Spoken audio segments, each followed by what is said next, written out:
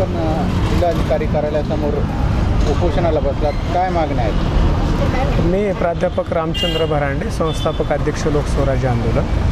गेल्या अनेक वर्षापासून अनुसूचित जाती आरक्षणामध्ये अबकडं वर्गीकरण करण्यात यावं यासाठी रस्त्यावरचं आंदोलन करतो.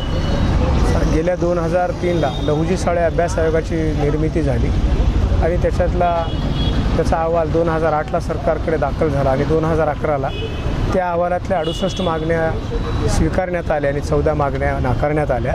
त्या 14 मागण्यामध्ये प्रमुख मागणी अनुसूचित जाती आरक्षणाचं वर्गीकरण करण्यात यावं अशा प्रकारची होती आणि अनुसूचित जाती आरक्षणाचं वर्गीकरण करण्यात यावं या मागणीसाठी कालपासून मी नांदेड जिल्हाधिकारी कार्यालयावर उपोषणाला बसलेलो आहे. सरकारला आमचं म्हणणं आहे, शाहू महाराजांनी 1902ला आपल्या संस्थानामध्ये दलितांना 50% आरक्षणाचा वाटा दिला आणि मुख्य प्रवाहामध्ये सहभाग करून घेतलं.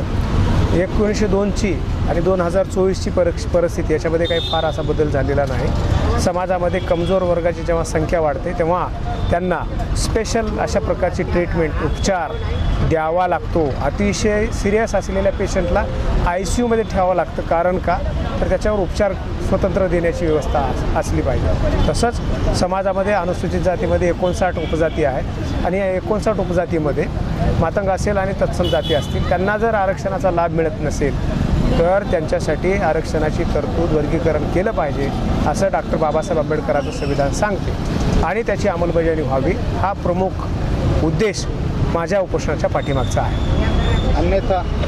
अन्यथा अजून आमचं आंदोलन तीव्र होईल.